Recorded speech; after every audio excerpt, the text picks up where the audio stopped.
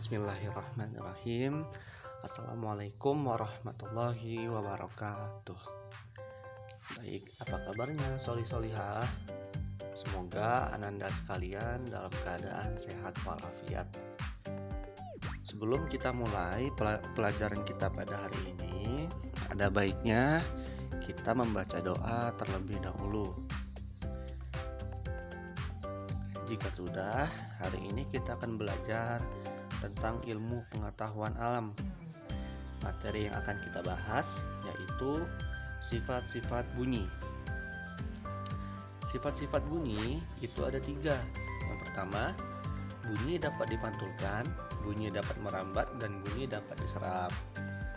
Sifat bunyi yang pertama yaitu bunyi dapat dipantulkan.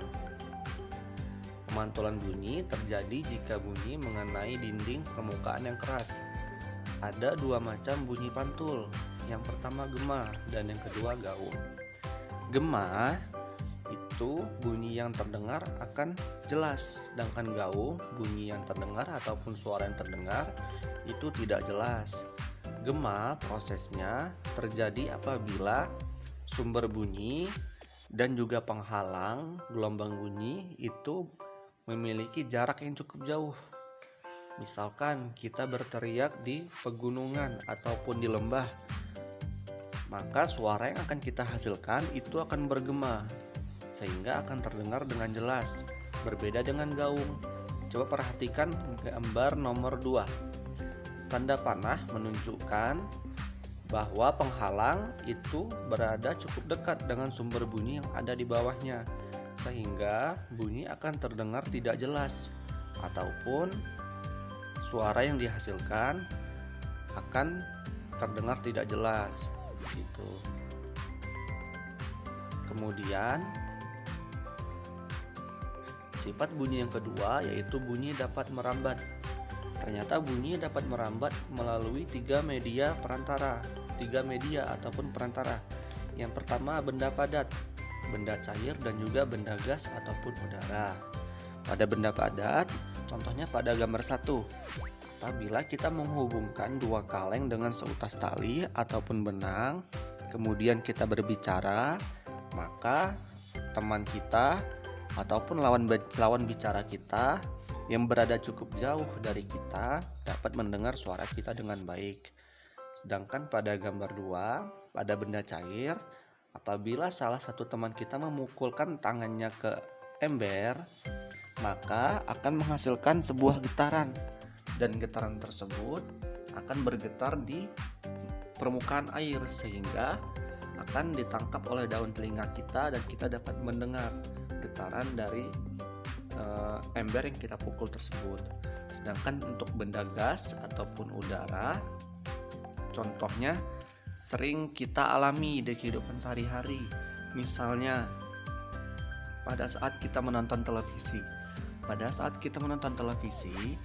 Apabila kita berada pada jarak yang cukup jauh dari TV kita, maka kita masih dapat mendengar suara dari TV tersebut, karena suara yang dihasilkan oleh TV akan merambat melalui udara dan kemudian akan ditangkap oleh daun telinga kita sehingga kita masih dapat mendengar suara dari televisi tersebut gitu. Kemudian sifat bunyi yang ketiga yaitu bunyi dapat diserap ataupun diredam. Bunyi ternyata dapat diserap oleh benda padat yang lunak, contohnya busa, styrofoam, gabus, dan juga karpet.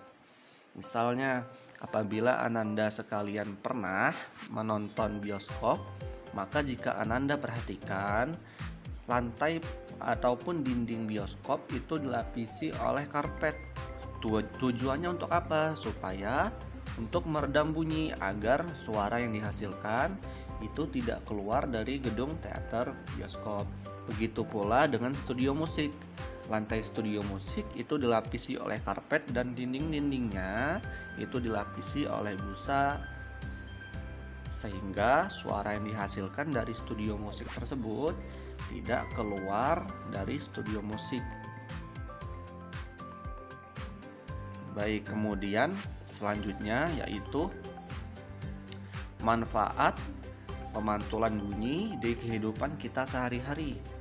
Ada 7. Yang pertama, untuk mengukur kedalaman laut. Yang kedua, untuk mengukur panjang lorong sebuah gua. Yang ketiga, untuk mengukur ketebalan sebuah logam. Yang keempat, untuk mengetahui jumlah ikan ataupun benda lain di bawah permukaan laut. Yang kelima, untuk memantau detak jantung. Yang keenam, untuk USG. Dan yang ketujuh, untuk menghancurkan batu ginjal ataupun tumor ganas.